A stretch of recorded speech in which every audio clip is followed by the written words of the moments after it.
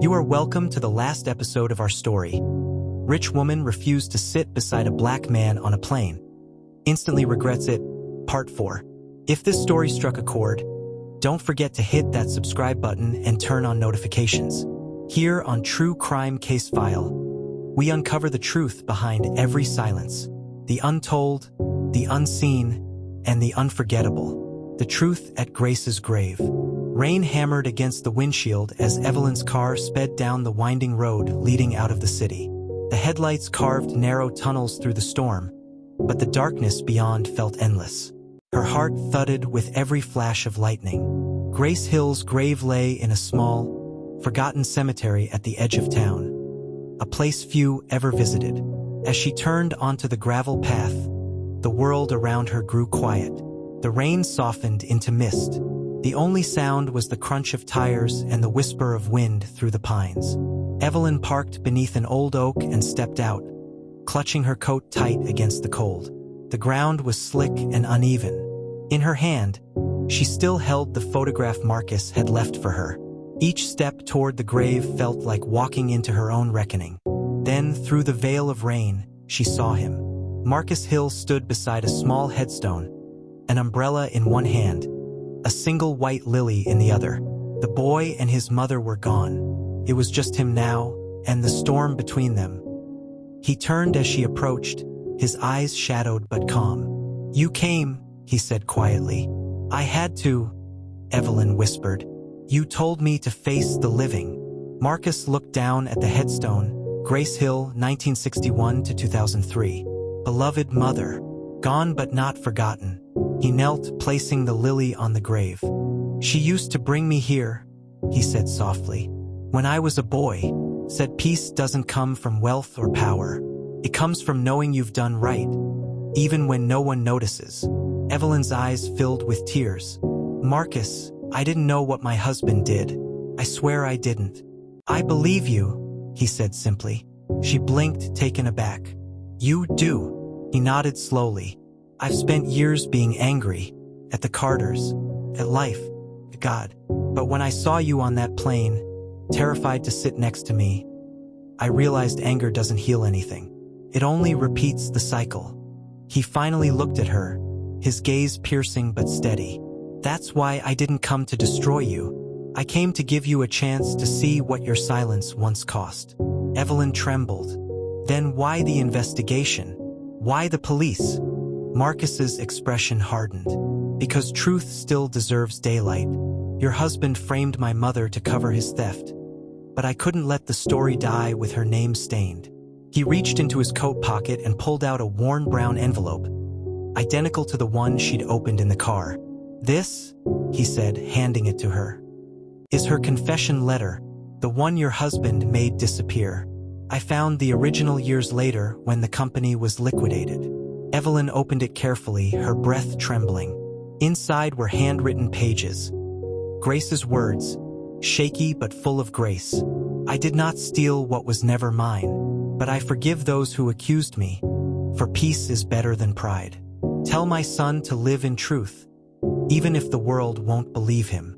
Tears streamed down Evelyn's face. "She forgave us, even after everything?" Marcus's voice broke slightly.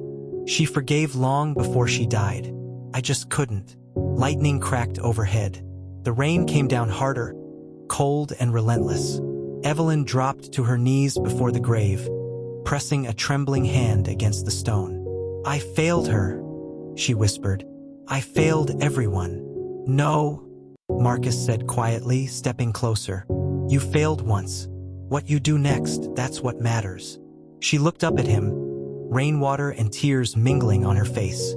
"Tell me how to make it right." He hesitated, then crouched beside her, his voice low and steady. "Clear her name, publicly, restore her honor, and when they ask why, tell them the truth, that your silence almost destroyed a woman's life, and her son's faith in humanity." Evelyn nodded, sobbing openly now. "I will. I promise you I will." They knelt there in silence, side by side. A woman seeking redemption, a man letting go of pain. Then Marcus stood, looking out over the misty horizon. "There's one more thing you should know," he said quietly. Your husband's accident.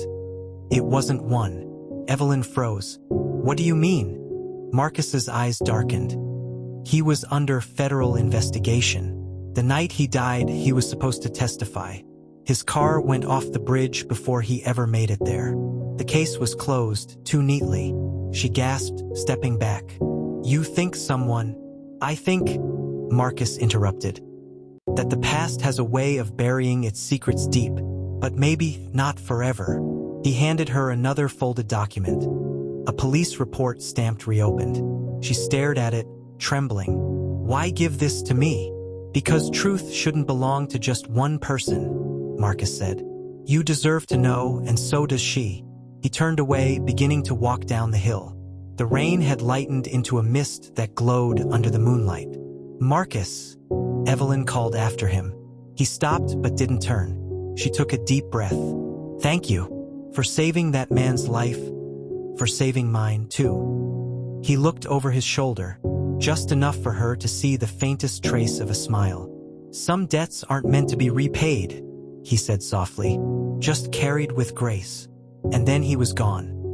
His figure fading into the gray dawn, leaving only the sound of the rain, the whispering trees, and the lingering warmth of forgiveness.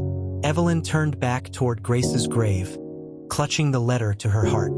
For the first time in years, she didn't feel empty, just awake. In the distance, a new day began to break through the clouds.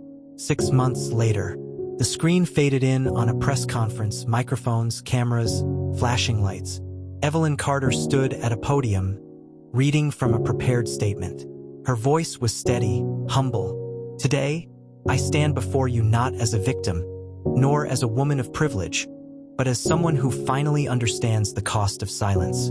Grace Hill was innocent, and the world deserves to know that truth. Reporters scribbled notes, cameras clicked, and in the crowd, unseen, Marcus Hill watched quietly from a distance, his mother's necklace glinting faintly beneath his collar. When Evelyn finished, applause filled the air. But Marcus simply turned away, disappearing once more into the moving crowd. A man who had finally found peace. Sometimes, justice isn't about punishment. It's about healing the part of humanity that forgot how to see each other. The end.